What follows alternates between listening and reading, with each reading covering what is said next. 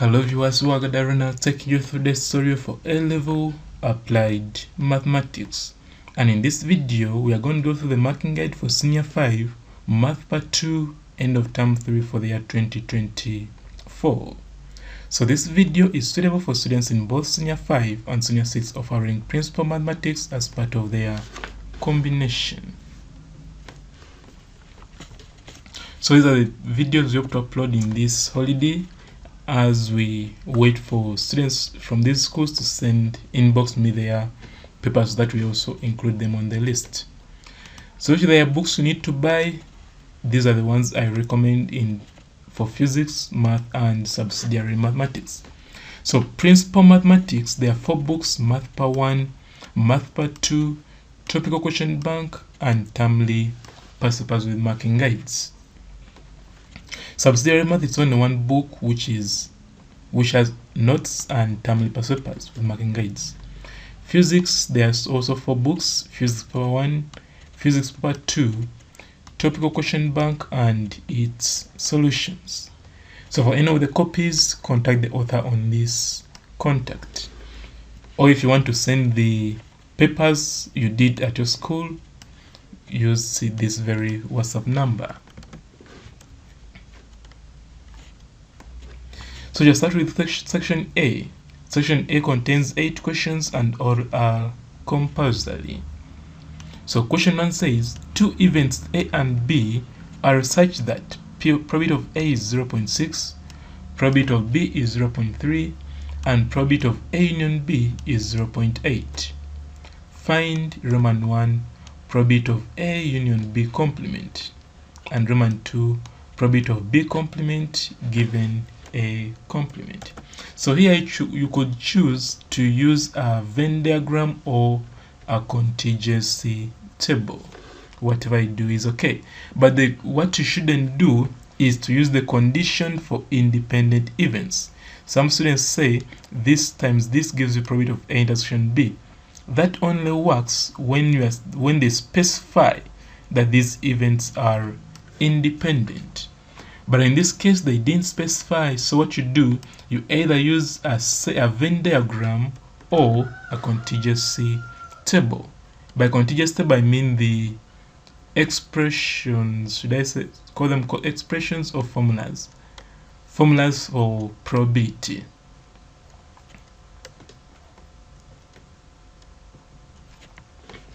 This is what I mean. For example, A union B is equal to probability of A plus probability of B minus probability of A intersection B. So when I substitute, I realize that it's only A intersection B which is unknown. So I have to make it the subject to get A intersection B as 0.1.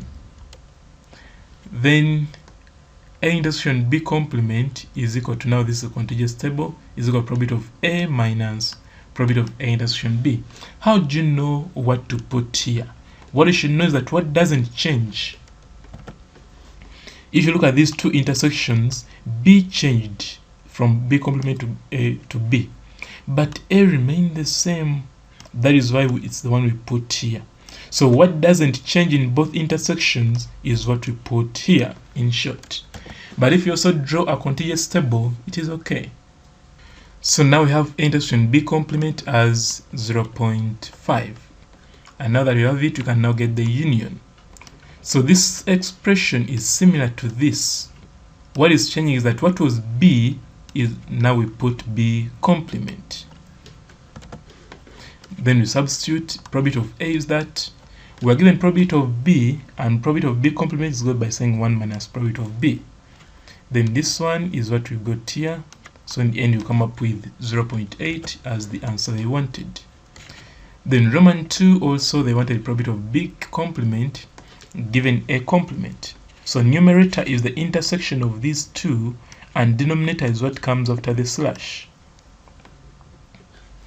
Then this one, when you pull the complement outside, even this changes. If it was intersection, it becomes union. That is why we are seeing here 1 minus probability of A union B, because the complement was outside. That's how the 1 minus came in. Then here complement, That's how the 1 minus probability of A came in. So substitute, you come up with 0.5 as the answer, and that is what they wanted.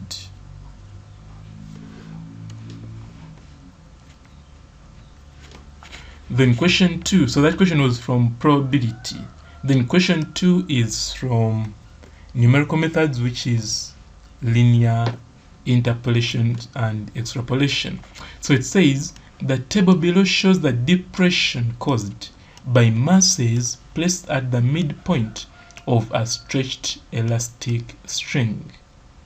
This one, use linear estimation to find Roman 1, the depression when the mass is 0.028 kilograms, and Roman 2, the mass when the depression is 1.02.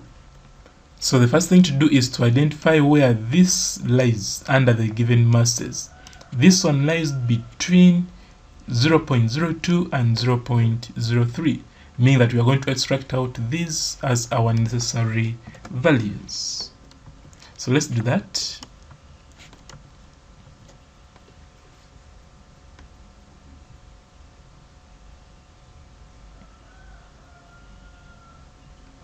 Okay, now we are going to use linear interpolation to get the value of y1 by equating quotients.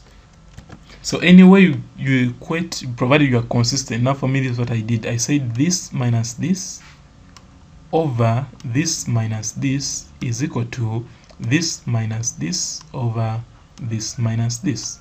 Others can say change in y over change in x equal to change in y over change in x. It is okay. But for me, what I've done, I've put change in y's alone and change in x's alone.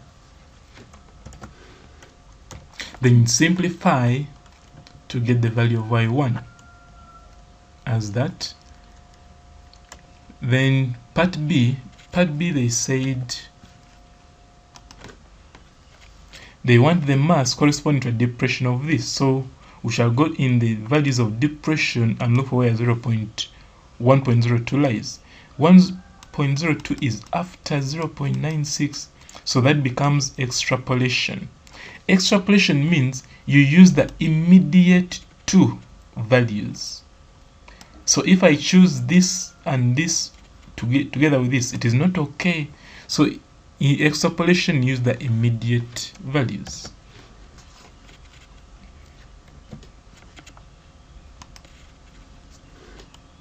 So you come and extract them out.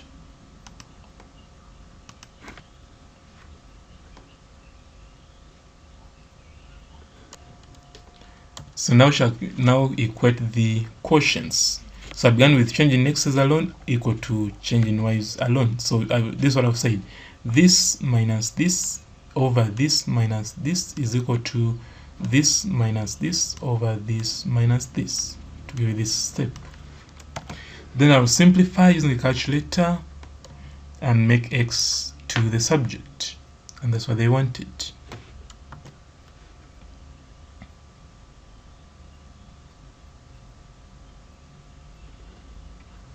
So that's how you could get the 5 marks in this question.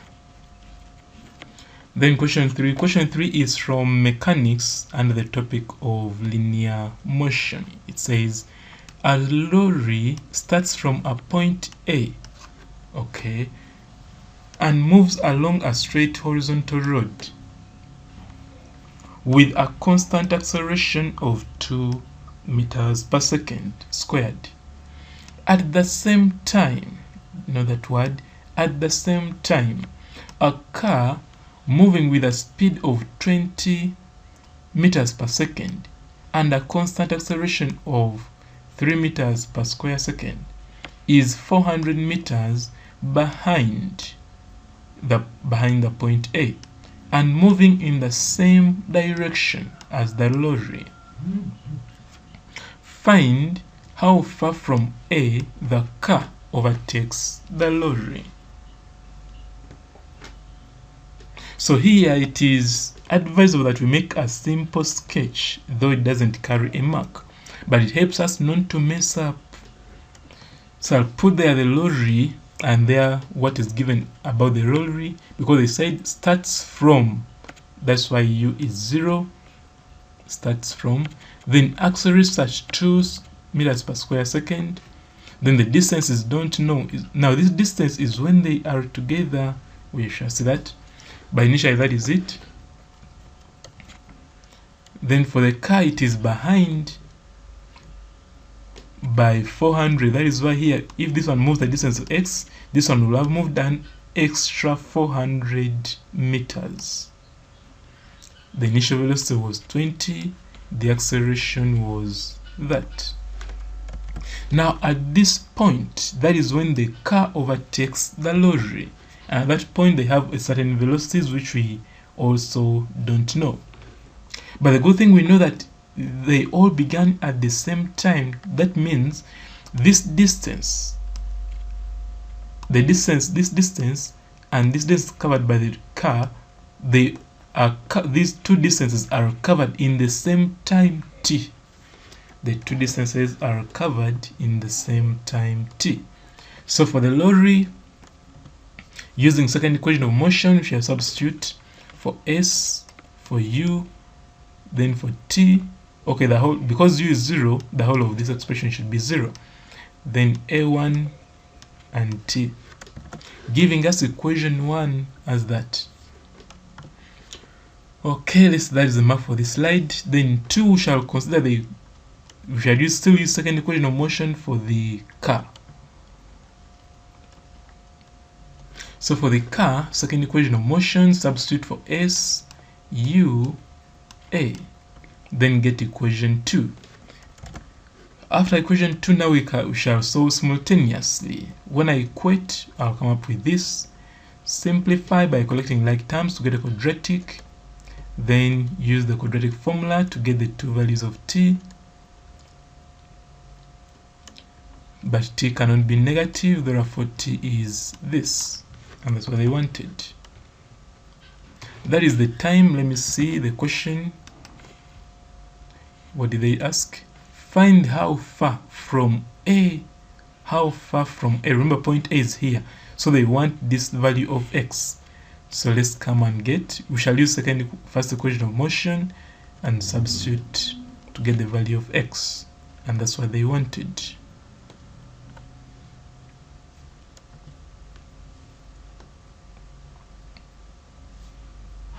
So that's how we could get the 5 marks in this question. Then question 4. Question 4 is under probability, and in particular discrete PDF or discrete random variable. So question 4 says a discrete random variable x has a probability distribution function given by this. Okay, Roman 1. Determine the cumulative distribution function capital F. Then 2, sketch the graph capital Fx. And 3, calculate the semi-interquartile range of the distribution. So each time you see commas, it means that it is a discrete. So here they helped you by giving you the word discrete. But sometimes they may not. So if they don't, just know that each time you see commas, it is a discrete random variable. So how do we get cumulative? Cumulative, we tabulate. So you are going to get the corresponding probabilities for each of these values of x by substitution. For example, probability of x equal to 1 means you substitute 1 here. Probability of x equal to 2 means you substitute 2 here. Probability of x equal to 3 means you substitute 3 here. But when it comes to probability of x equal to 4, we come to this equation function now. We don't use the first one because 4 is under this. Same applies to 5 and 6. So let's draw our table.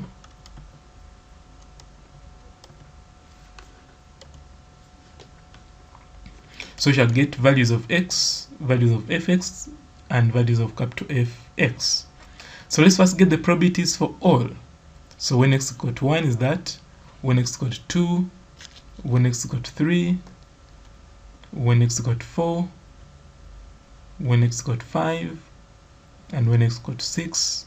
So these are got from the function we have above. Now when it comes to capital Fx, it means Cumulative means cumulative addition.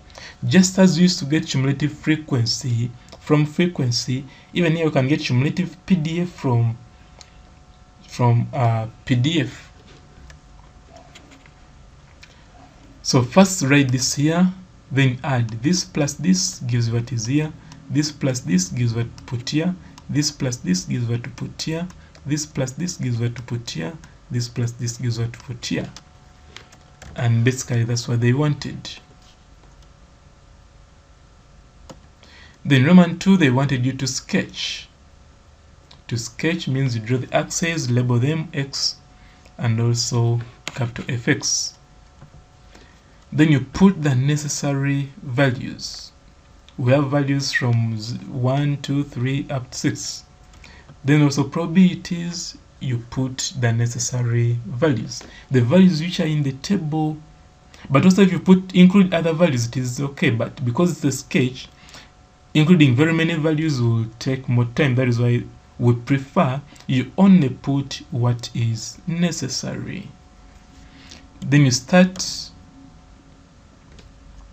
putting. Now here for cumulative, remember some of you are confusing the two. For fx, that is when we use vertical lines. For capital F, we use horizontal lines. But I want you to notice something. You see this, it is dotted. Here there is no dot. You remember that? Here there is a dot, but where it ends there is no dot, meaning that this value is inclusive, but here it is not. So when it reaches 2, it has to jump. Do you see that? So this is a dotted line, meaning it is not part of the graph, but it shows you because this sketch is not drawn on a graph paper. If it was drawn on a graph paper, we wouldn't even put these dotted lines because a graph already has grids. But remember, they tell you to sketch, so you just draw on your answer sheet. That's why we put these dotted lines. Then I'm not putting this because your ruled answer sheets already have horizontal lines. So if I also put them, they will over confuse you. When it reaches 3, it jumps to 14 over 28. When it reaches 4, it jumps to 23 over 28. When it reaches 5, it jumps to 27 over 28. And reaches 6, it jumps to 1. But we don't know where it stops, that's where we put an arrow. And that's what they wanted. Then Roman 3, they wanted the semi-interquartile range. Semi-interquartile range, you look for. Okay, let me first go to the table, then we explain what it means. Semi-interquartile range, okay, first of all, lower quartile. Lower quartile is the value of x which corresponds to a value slightly less or equal to 0.25 in the capital fx column. So what I'm going to do, I'll go to this capital fx column and look for where 0.25 lies. So let me say, for example, 1 over 28 gives you 0.03057, something like that. So it is off. What about 5 over 28? 5 over 28 gives 0.1785, so it is also off. When to go to 14 over 28, 14 over 28 is 0.5. So we shall take this reason. This one is smaller than 0.25 and this one is bigger than 0.25, so it lies here. So therefore 3 is our lower quartile. What about upper quartile? Upper quartile, it should be greater or equal to 0.75. So let's try 23 over 28. It gives us 23 over 28, sorry, 23 divided by 28, it gives 0.82. It is already bigger, meaning this is now our upper quartile. So that is where we got these values from, these ones, 3 and 4, and that's what they wanted.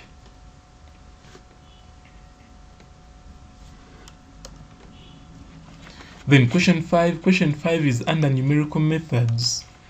in the part called errors. Now I'm specifying I'm telling you these sections because now that you are in senior 6, or now that you have been promoted to senior 6, you realize that the setting is going to a little differ. Setting will be a little differ. It will become more standard, whereby, and when we say standard, we have guidelines we follow when setting a paper. Each part taught must be catered for. That is, statistics should be catered for, probability should be catered for, numerical methods should be catered for, and mechanics should be catered for. So now the setting will be a little different. It's going to become a little different, especially beginning with your mocks. So question 5 says, given that x is equal to 1.5, y is equal to 3.23, all numbers rounded off to the given number of decimal places, state the interval within which the exact value of x plus y over xy lies correct to 3 decimal places. So the first thing to do is to get the individual errors. Error in this is this. So how do you know decimal places are equal to number of zeros? This one has 2 decimal places and it has 2 zeros here.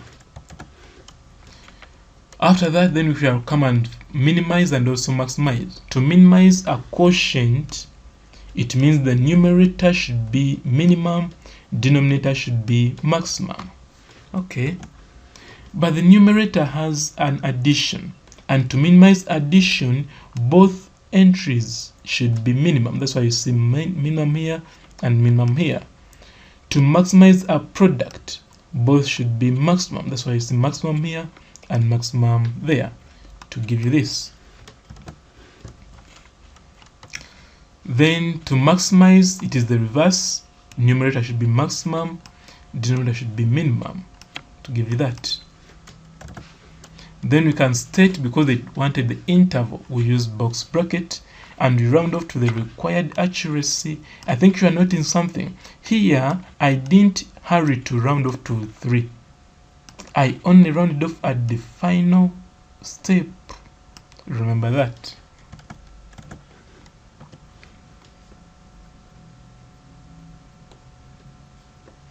So that's how the 5 marks would come about. Then question 6, a particle of mass 2 kilograms resting on a smooth inclined plane of 1 in 14 is connected by a light inextensible string passing over a fixed pulley at the top of the plane to a mass 5 kilograms hanging vertically at the end of the other side of the string. Calculate the tension in the string.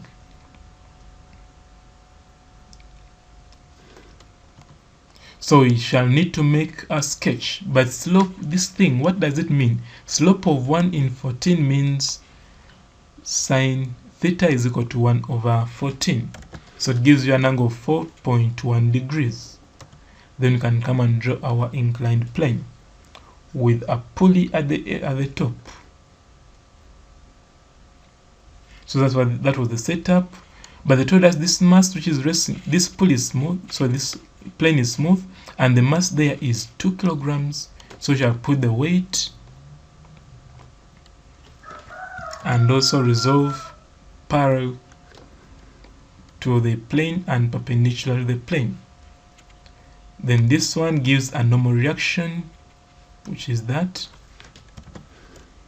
Then the string is tight, we shall put tensions, arrows must point towards each other. Tension, arrows must point towards each other. So applies to this, arrows point towards each other. Then for this one, the weight is 5 kilograms to give you 5g. Then we put, because this is heavier than this, we shall put acceleration down on here and the acceleration upward. Okay, I think that is the first diagram. Now we can get the equations using F equal to ma. For the 2 kilogram mass, this one, we are interested in these forces parallel to the plane and also perpendicular to the plane. But perpendicular to the plane will give us normal reaction, but because because the plane is smooth, we shall not need that normal reaction. So we shall only take this one which is parallel to the plane. Substitute for G, so there should be a physical substitution for G. And this one is the same as this, according to this, equals to A. Now those are two unknowns, so we get equation 1. Now we shall also resolve for 5 kilogram mass, which will be 5G minus T equal to 5A. Substitute for G, get equation 2, and then solve simultaneously. When I add the two equations, this T cancels, you remain with that. Make A the subject, you come up with the acceleration.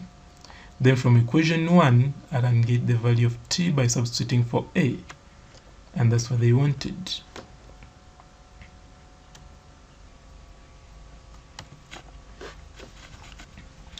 So question 7 says, Tom's chance of passing an examination is 9/20. If he sits for 10 examinations, find part A, the most likely number of examinations passed. Part B, the probability of passing more than half of the examinations. So when you read the word 10, it means that's what shows you that it's now a binomial.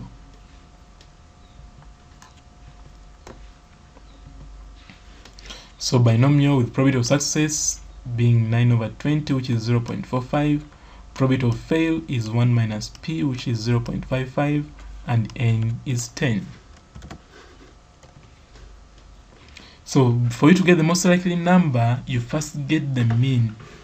So expectation is np, which is 10 times p, to give you 4.5. Now because the mean is a decimal, we shall look for two whole numbers which enclose the mean on either side. So 4.5, this side there is 4, this side there is 5. So I'm going to get the two probabilities, x got 4 and x got 5. Now how are these values got? We use a binomial distribution table.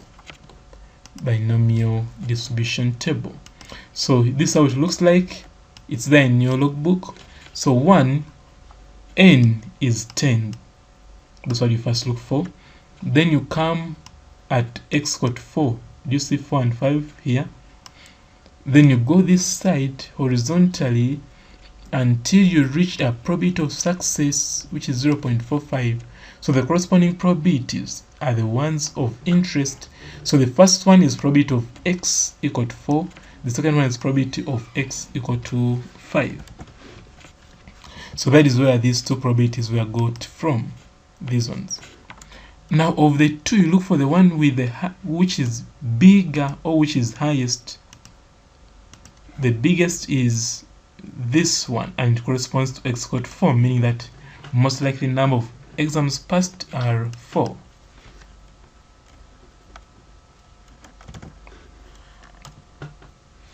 That was part A. Part B, the one, the probability of passing more than half. Remember, it is 10 as total, half of it is 5. So more than half means greater than 5.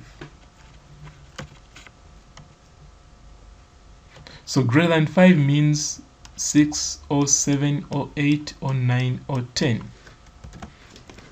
So you shall still read those values from the logbook. Let's see, this is how it looks like. So we know 10, then we know we want values from 6 up to 10. So we go this side to the probability of success and read all those values. So this is probability of x equal to 6, x equal to 7, x equal to 8, x equal to 9, and x equal to 10. So that's where these probabilities were got from. Then when you add, you come up with the probability they want. So that's how you could get the 5 marks in that question. So now we shall go to question 8. Question 8 says a particle of weight, this time it's weight 15 newtons, is supported by two inextensible strings of lengths 8 meters and 13 meters attached to two fixed points 15 meters apart on a horizontal beam. Find the tension in each string if the system is in equilibrium.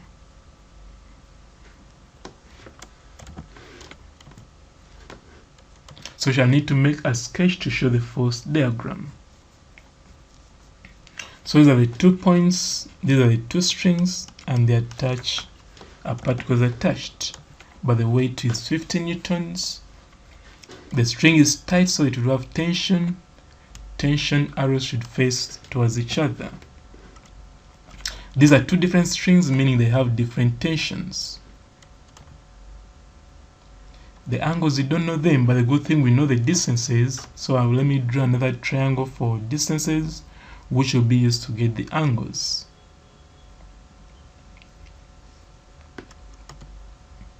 So from triangle ABC, I can use cosine rule to get the value of theta 1. Then after that, I can use sine rule to get the value of theta 2. Now that I know the angles, I can now do the resolving. So resolving horizontally, I'll come up with that, substitute and simplify to get equation 1. Then also I have to resolve vertically. Resolving vertically, I'll come up with that, substitute, simplify, and get the value of T2. Then from equation 1, I can now get the value of T1, and that's what they wanted.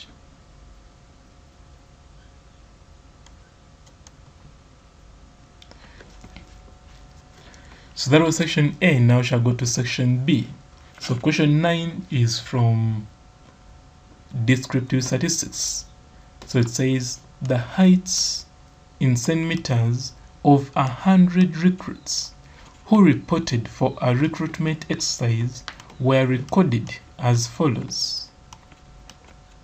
Roman 1, calculate, Roman 1, the mean height and the standard deviation of the height. Then part B, draw a histogram and use it to determine the model height of the distribution.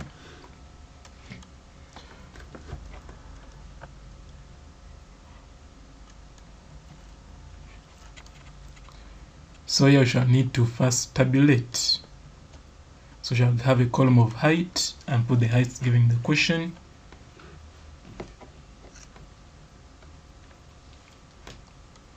Then also frequency, it is given in the question. Add all frequencies to get the total, which is 100. Then we shall need class width. Class width goes from class boundaries. So here you realize this is something, these are the same, meaning that the class is the same as the class width. So our work is to just subtract. So this minus this is 5, subtract this to get class width, class width, class width, class width, class width, class width, class width. Now I can get frequency density dividing.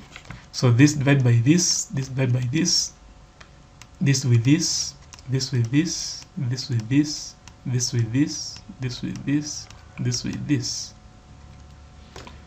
Okay. Then you shall need midpoint. Midpoint means this plus this over 2, this plus this over 2, this plus this over 2, this plus this over 2, this plus this over 2, this plus this over 2, this plus this over 2, this plus this over 2. Then you multiply fx to get fx. So this times this, this times this, this times this, this times this, this times this, this times this, this times this, this times that. Okay, now we want fx squared. Fx squared can be got So the total is that. So this times this, this times this, this times this, this times this, this times this, this times that, this times this, this times this. Then you also get the total. Okay, so now we are good to go. Let's see the marks for this slide. Okay. So now we can calculate the mean and also the standard deviation. These formulas are there in the logbook, so I encourage you to make good use of it.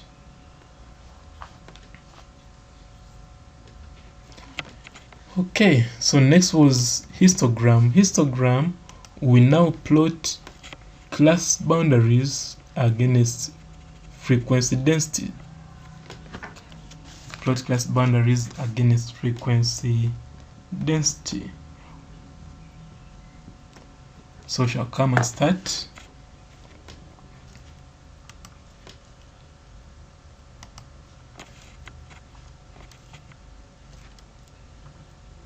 So we shall need a graph paper,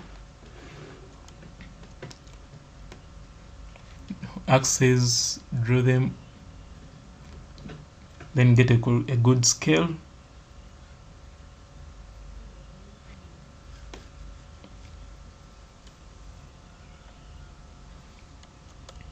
For both horizontal and vertical, and you also label it. Label. Even here we label. Then you can start from 150 to 155. It is frequency density is 1, so you put 1 there. From 55 to 160, it is 2.6. Then from 160 to 165, it is 4.8. Then from 165 to 170, it is 4.4. Then we proceed from 70 to 175.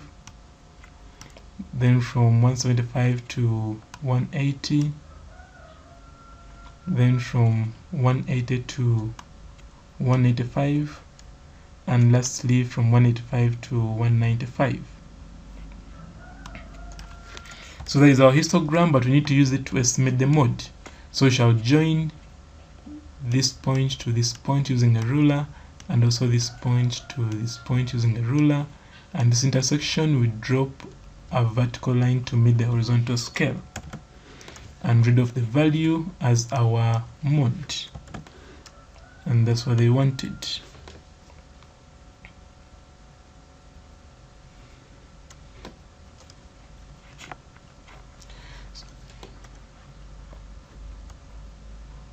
So now shall go to question 10. Question 10, part A says, by plotting the graphs of y equal to x cubed and y equal to 2x plus 1, show that the equation this has a root between 1 and 2.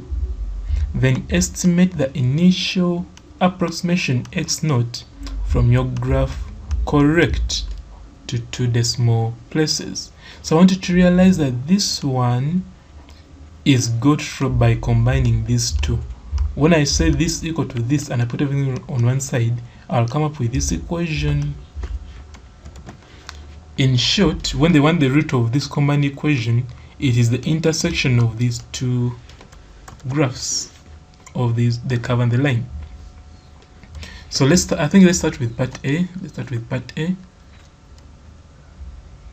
We shall need to tabulate to get the values to plot.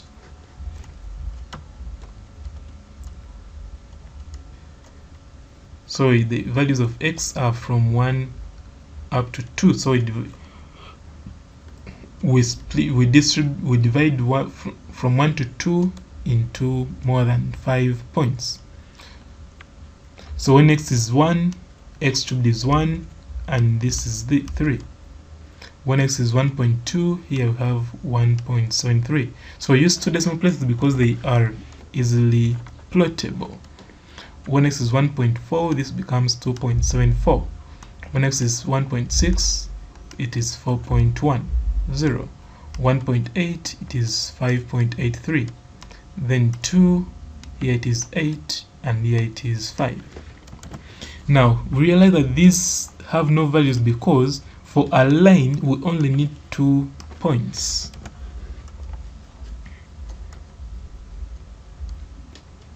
So those are the ones we are going to plot.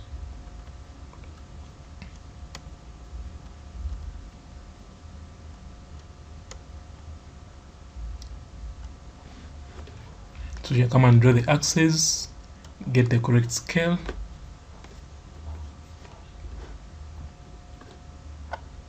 Label the axis, do the same for the vertical, get the correct scale, and label the axis. Then you can start plotting. Start with the curve. When x is 1, it is there. When x is 1.2, when x is 1.4, when x is 1.6, when x is 1.8, and when x is that. Then we draw a smooth curve through all those points. Then shall go to and label. Then go to the straight line. When x is 1, we have that. When x is 2, we have that. Then you join using a ruler and label.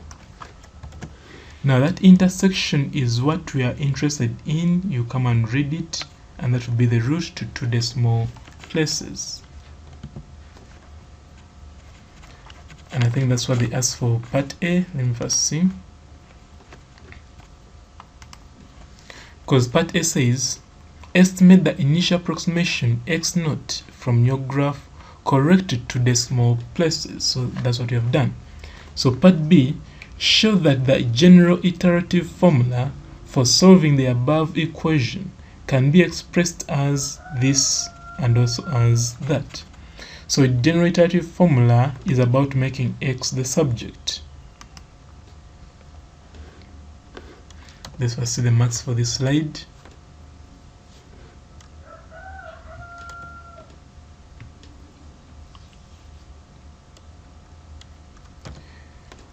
So general iterative formula, we shall come from that. We shall take this side, because our aim is to make x the subject. Look for ways of making x the subject to get the required given expression. So when I divide both sides by 2, I'll come up with that, and that is equation 1. Formula 1. Then also from that, I can divide both throughout by x to get x squared, so that I bring in the square root somewhere. And that is formula 2. So that's what they wanted. Then for part C,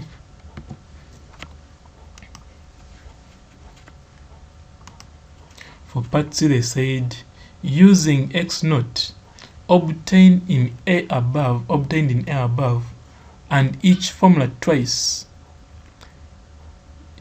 decide on the base formula, giving a reason for your decision and the root.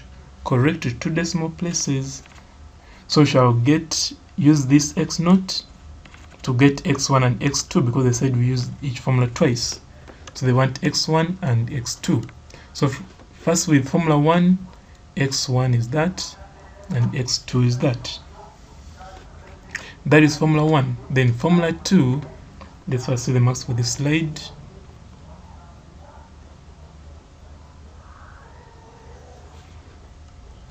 Then formula 2,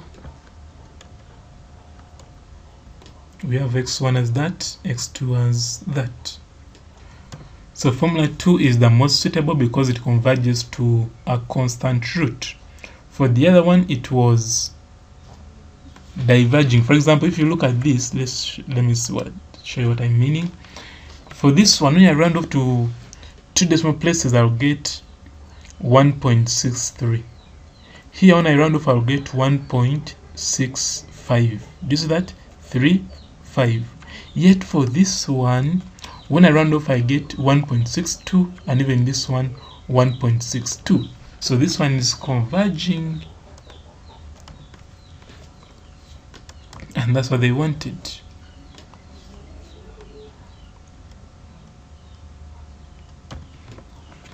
Then question 11 says, part A, a body is projected vertically upwards with a velocity of 21 meters per second. Determine the time it takes to reach a point 280 meters below the point of projection. Then part B, a particle projected with a speed of 12 meters per second. Okay, let's begin with part A.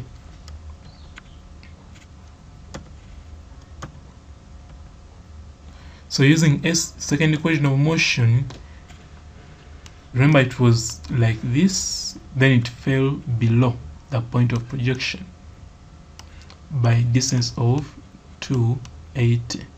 So that below brings in the negative. Then 2, because it was weighted vertically upwards, that's why this is now minus. Okay, so you can simplify, get a quadratic equation, solve using the quadratic formula to get the two values of t. But t can mean negative, therefore t is 10, and that's what they wanted.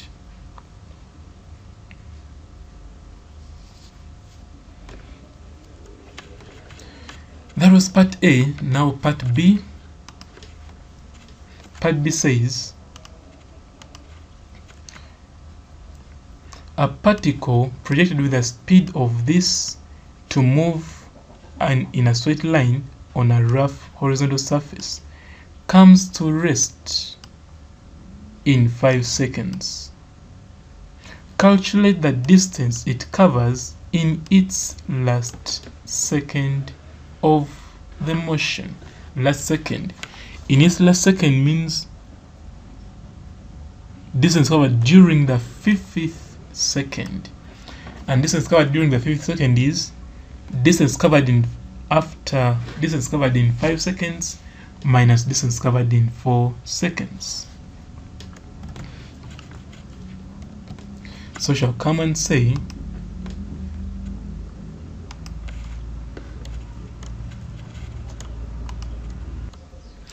so shall use first equation of motion to get the substitute initial velocity, final velocity, initial velocity, time to get the acceleration. After that, we shall now get the distance covered after 5 seconds and also after 4 seconds, then we subtract. So when t is 5, put 5 here. U is known, A is known, 5 there to get 30. When t is 4, replace 5 with 4 to get the distance. After that, we shall now subtract to get the distance covered in the last second, and that's what they wanted.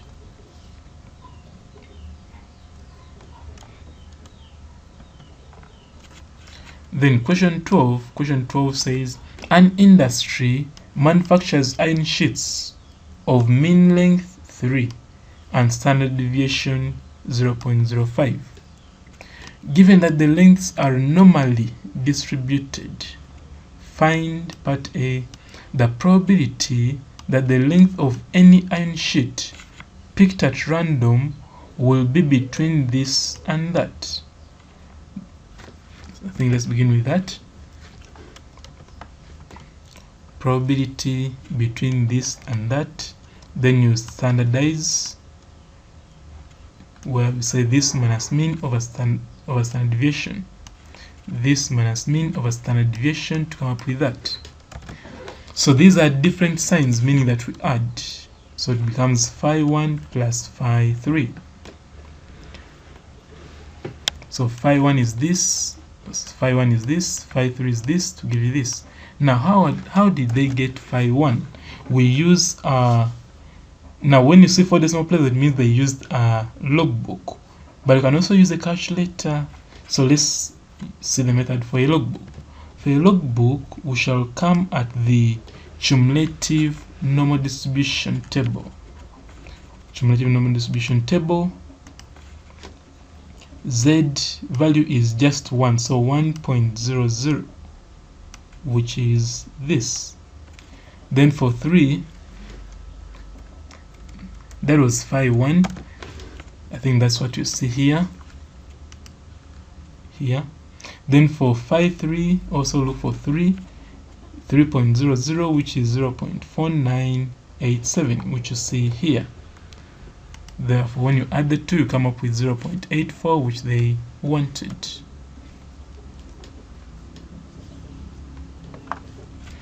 Then part B, they wanted the middle 70% range of the length of the iron sheets. Middle 70%. So if you have to draw a curve, like I told you, 70%, it means that it's divided equally. This side is half, this side is half. That gives the middle 70. So it's for that reason that you're saying me put 0.7 over 2 to get 0.35 as my phi z. Then destandardizing, you get z as that. So how do we get it? We use our critical points table. Critical points phi is p in this critical point. So 0.35 is here, and it corresponds to a z value of 1.036. But we know that z is equal to x minus mean over standard deviation. So I'll come and say for the lower limit it is negative. So make x1 the subject. Then for the upper limit it is positive, and make x2 the subject. Then the range means you subtract to get and that was what they wanted.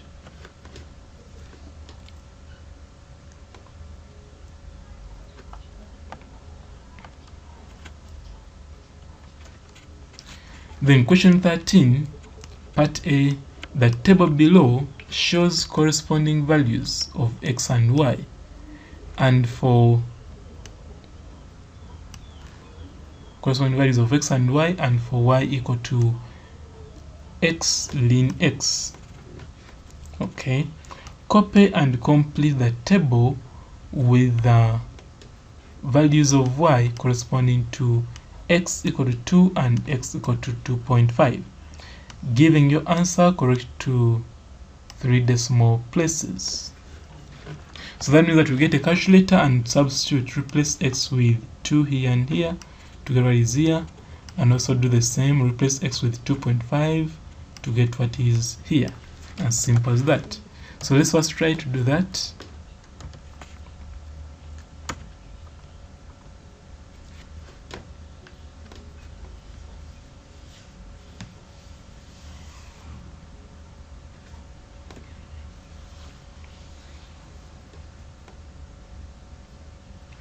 So when you press the calculator, you shall come up with 1.386 and 2.291. So that is Roman 1. Then Roman 2. Roman 2, they said, use the trapezium rule with all the values of the completed table to obtain an estimate for the integral of x ln x from 1 to 3, giving your answer to correct to 2 decimal places. So we need to get the sum of the extreme values and the sum of the middle values. Then we substitute in the formula. So sum of extreme values is 5.545. Sum of middle values means from here up to here, it is 11.966. Therefore, you can now substitute for h, for extreme values, middle values to get the output. Then we round off to the required accuracy.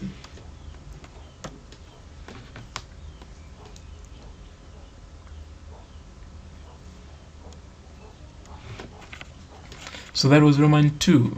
Then now we shall go to part B, because part A had only 2 Romans. Then part B, Roman 1, tabulate the values of the function y equal to 3 cos x over 3 for the interval 0 to 3 pi over 2 using spaces of 3 pi over 8, correct to 3 significant figures. So use space width of 3 pi over 8. So we shall come and tabulate values of x and value of y. So when x is 0, y is 3. Remember to put your calculator in radians because of that trigonometry. When x is 3 pi over 8, y is 2.77. When x is 3 pi over 4, y is 2.12. When x is 9 pi over 8, y is 1.15. When x is 3 pi over 2, y is 0. So that is what we are going to plot. And that's what Roman 2 is saying. Let's first read it. Roman 2 says, using the above table and scale of 2 centimeters to represent 0.5 units on the y-axis and 4 centimeters to represent 3 pi over 8 on the x-axis, draw a graph of y equal to 3 cos x over 3. So we are going to use this given scale. We are going to use the given scale. So we shall get a graph paper and draw x-axis, y-axis. Horizontal, they said use intervals of 4 centimeters. That's why you say 4 centimeters, 4. Then vertical, they say to 2 centimeters.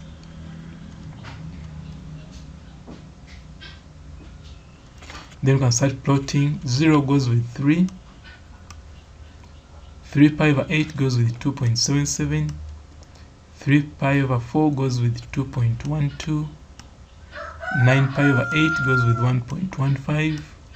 And 3 pi over 2 goes with 0. So we shall need to join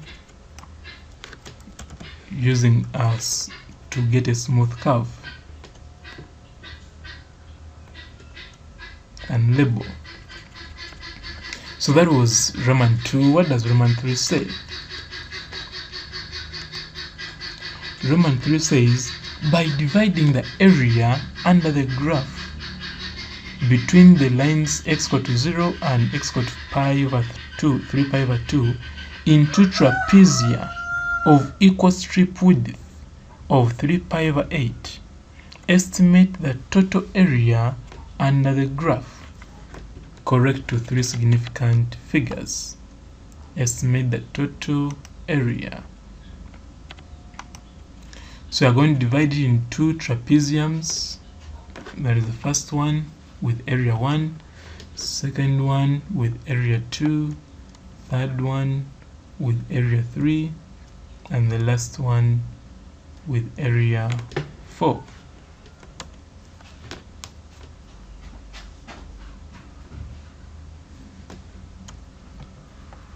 So we shall now get the areas, individual areas, and after which we shall add all of them. So area 1 is that, area 2 is that, area 3 is that, area 4 is that, then we get the total. And that's what they wanted.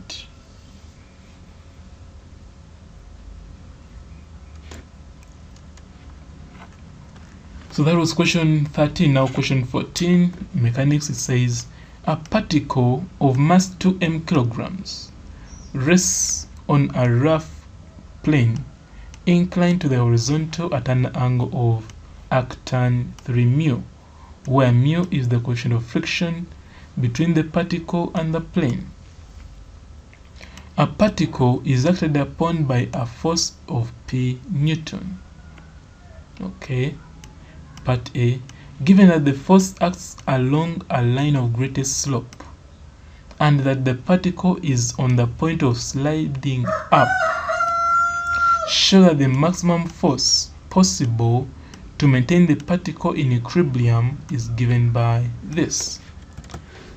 Okay, so we shall need to make a sketch, but before that we should need to get the value of theta. So you know that tan theta is equal to 3 mu. This is what was given. So tan is opposite over adjacent, meaning adjacent is 1, because this is like 3 mu over 1. Then I'll use this Pythagoras theory to get this length. Therefore, I can now get the values of sine theta and cos theta. Now that I have sine and cos, I can now draw my first diagram. Put the weight, component of weight, parallel to the plane and perpendicular to the plane, normal reaction, parallel force, and acceleration, which is 0. It is rough, so there will be friction. So resolving perpendicular to the plane, it means that r is equal to mg cos 2mg cos theta. But the good thing, cos theta is here, so come and substitute to get that.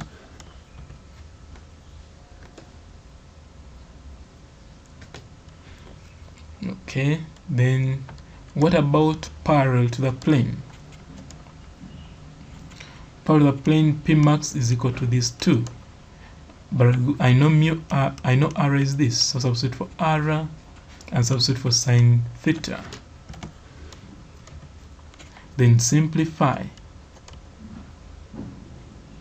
And that's what they wanted.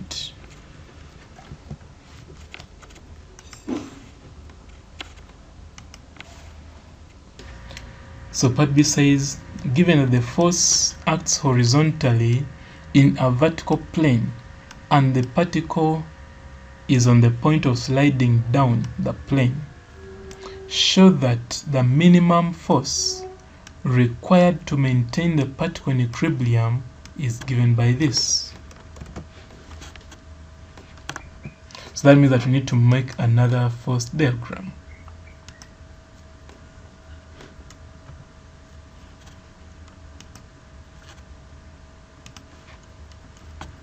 So we shall show the weight, component, parallel to the plane, perpendicular to the plane, normal reaction. Then the horizontal force is that we resolve it parallel to the plane and perpendicular to the plane. Then we show the acceleration, meaning friction is upward. Okay. So resolving perpendicular to the plane, it means that now r is equal to these 2. Substitute for cos and sine to give you that.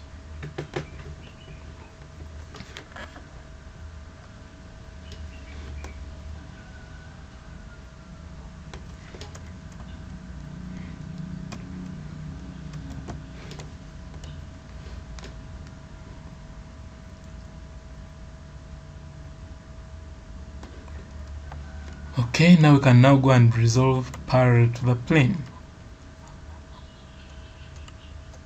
Parallel to the plane gives that. Substitute. Simplify. So simplifying, you realize that this, and this are common. So we remove them. We remain with this here, this here, this here, this here.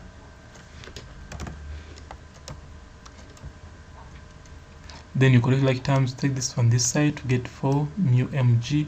This with this gives you this.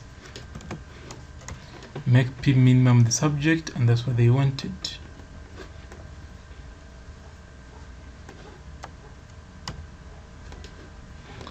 Then 15,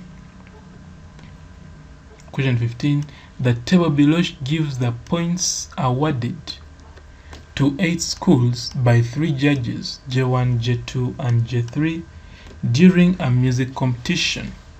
J1 was the chief judge. Roman 1. Determine the rank correlation coefficient between judgments of J1 and J2, and also J1 and J3. Then Roman part B. Who of the 2 other judges had a better correlation with the chief judge, and give a reason. So we are going to consider this alone and also this alone, then we compare. So let's start with J1 and J2. So I need a table, put values of J1, Then also J2.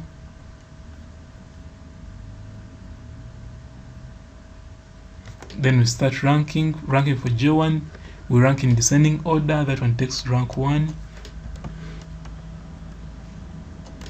followed by 72. There are 2, so we get the average. So both of them take 2.5, 2.5. 55 takes position 4. 50, there are 2, so the would-be position is 5 and 6 to give you an average of 5.5, which is given to both. Then next is 38, and lastly 35. Then for rank of J2, highest is that, followed by that, average, followed by that, followed by that, followed by that, average. Okay, then we subtract.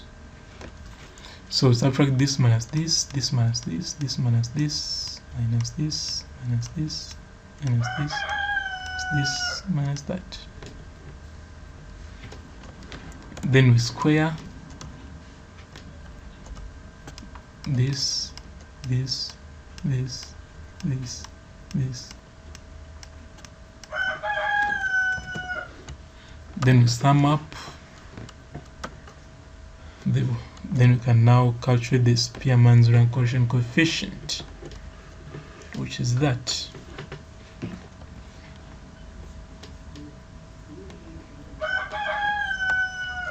That was for J1 and J2. Then we shall repeat the procedure for J1 and J3. So since we already did this, and just forward first. For rank of J1 is already known, so that's why I'm forwarding it. So now we shall go to rank J3. Highest is that, rank 1, followed by that, average, to give both, followed by that, followed by that, followed by that, followed by those two, average. Then we subtract this minus this, this minus that, minus that, minus that, minus that, that, minus that, minus that.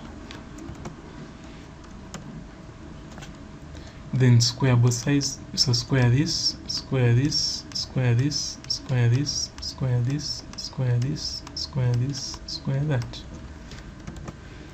Then we add everything to get that, and we calculate.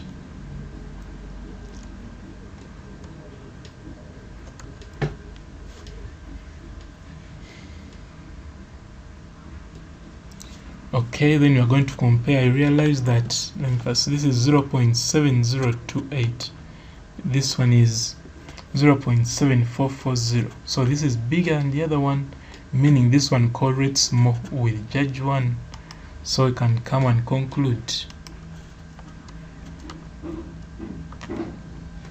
that judge 2 had a better correlation with the chief judge, and the reason is because the rank correlation coefficient between the judgments of J1 and J2 is greater than that between J1 and J3.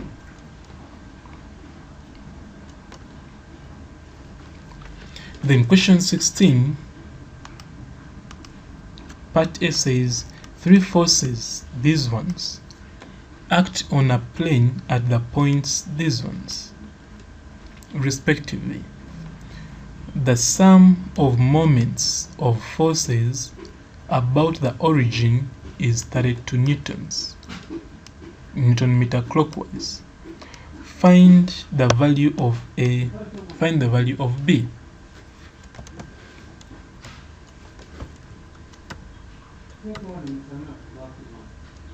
So we know that summation of R across F is equal to negative 32.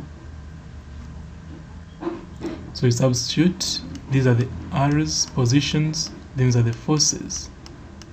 Because here the side is negative, because the side clockwise, anti-clockwise is positive, clockwise is negative.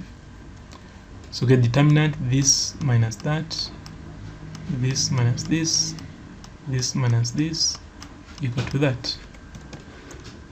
Simplify to get the value of B. Then for part B said ABCD is a rectangle in which AB is 4 meters, BC is 3 meters, forces of 16 Newton, 12 Newton, 4 Newton, 9 Newton, and 10 Newton act along AB, BC, CD, AD, and DB, respectively. Their directions given by the order of letters. Know that word. Find the magnitude and direction of the resultant. So shall come and sketch a rectangle. Labeling is done anti-clockwise. Then you put for AB is 16, BC is 12, CD is 4, AD is 9, DB is 10.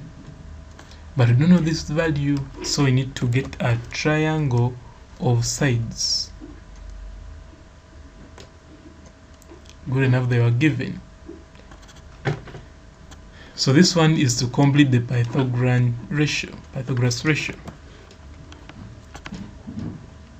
Then that means that cos theta is adjacent over hypotenuse. Sine is opposite over hypotenuse. Give you that.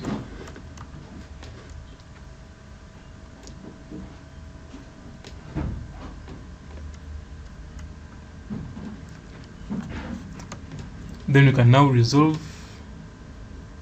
These are horizontal components, vertical components. Substitute for cos theta and sine theta to get this as the output. Therefore, magnitude is that, and direction shall need a triangle. So positive horizontal, positive vertical. Therefore, the resultant is that. Then you can get the direction, and that's what they wanted.